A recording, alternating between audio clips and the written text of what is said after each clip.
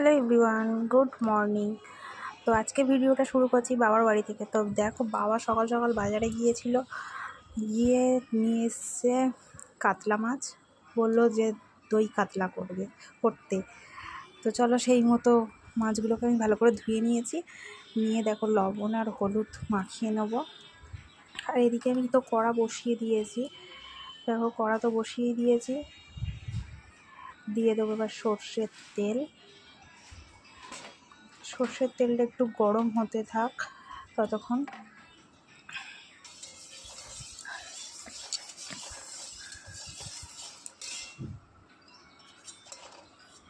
তো দেখো, তেলটা ভালো করে গরম হয়ে গিয়েছে। এবার আমি এর মধ্যে দিয়ে দেবো মাছগুলোকে, একটু ভালো করে ভেজে নেব। জানি দই কাতলা করতে গেলে হয়তো হালকা মাছ ভাজলে হয়, কিন্তু আমি একটু ভালো করেই ভেজেছি। তো ওদিকে মাছটা ভাজতে বসিয়ে দিয়েছি। দিয়ে দেখো, আমি চলে এসেছি, একটু আদা বেটে নেব।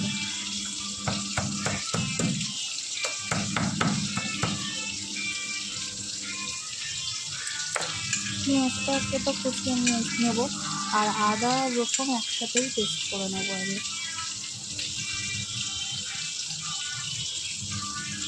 আদা আর রসুনটাকে দেখো একসাথেই শিলনোড়াতেই বেটে নেব।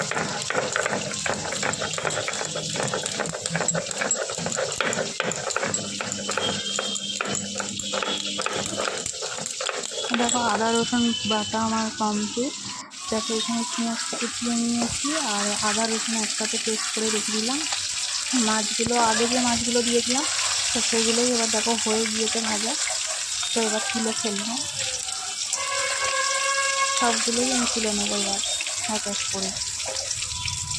দিয়ে আর বাকি মাছগুলো আছে সেগুলোও ভেজে নেবো।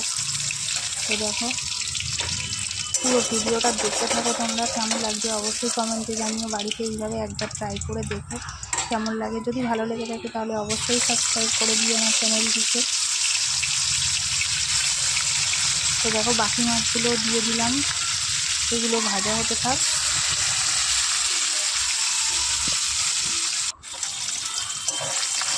তো দেখো, এগুলোও ভাজা হয়ে গেল, এগুলোকেও আমি তুলে ফেলবো এবার। তো দেখো, পুরো সব মাছগুলোকে ভাজা হয়ে গিয়েছে। এবারে হচ্ছে এই একই তেলের মধ্যে আমি আর কোনো এক্সট্রা কোনো তেল দেবো না। এই তেলের মধ্যেই আমি দেখো পেঁয়াজ কুচিগুলোকে দিয়ে দিলাম। তো পেঁয়াজ কুচিগুলো একটু ভাজা ভাজা হতে থাক।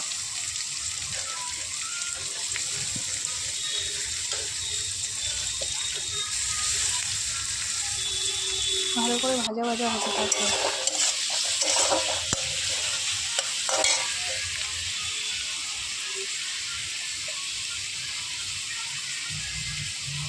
তো দেখো, এবার এর মধ্যে দিয়ে দিলাম পরিমাণ মতো লবণ। তো প্রথমে তেজপাতা দিয়েছিলাম, বলতে ভুলে গিয়েছি। তো প্রথমে তেলের ওপর তেজপাতা দিয়েছিলাম, দিয়ে আমি দিয়ে দিয়েছিলাম পেঁয়াজ কুচিগুলো। এবার লবণ দিয়ে দিয়েছি পরিমাণ মতো। তারপর দেখো, পেঁয়াজগুলো ভাজা হয়ে গিয়েছে, সেই জন্য আমি দিয়ে দিলাম আদা রসুন বাটাটা। তো এটাকে ভালো করে কষাতে থাকবো যাতে কোনো কাঁচা গন্ধ না থাকে। তো দেখো কেমন তেল খেয়েছে। তো তারপরে আমি এর মধ্যে দিয়ে দেবো লঙ্কার গুঁড়ো, যেটা কাশ্মীরি লঙ্কার গুঁড়ো।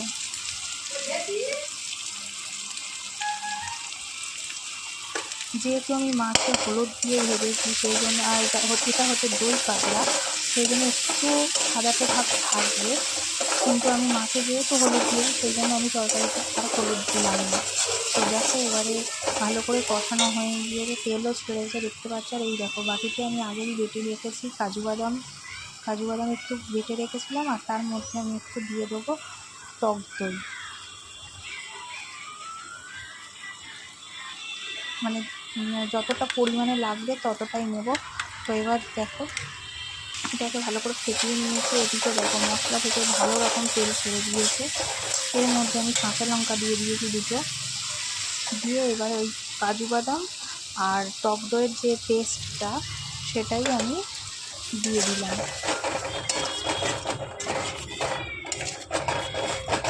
তো দেখো,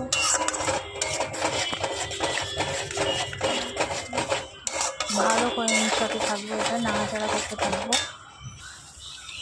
দেখো এখনও ফের তেল ছেড়েছে, আবার যত তেল ছাড়বে তত রান্নাটা আরও সুন্দর হবে, কালার খুব সুন্দর আসবে তরকারি।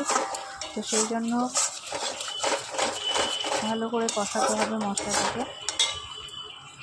তো দেখো এবার এর মধ্যে দিয়ে দেবো খুব অল্প পরিমাণে জল, খুব বেশি জল দিলে কিন্তু ভালো লাগবে না, তো অল্প পরিমাণে একটু জল দিয়ে দিচ্ছি।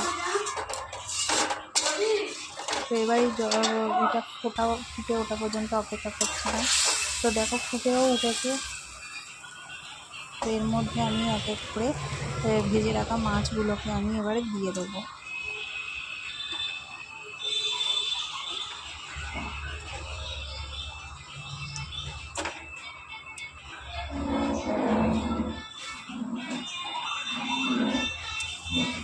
তো দেখো ভেজে রাখা মাছগুলো তো আমি এর মধ্যে দিয়েই দিলাম। তো এবার এর মধ্যে দিয়ে দিলাম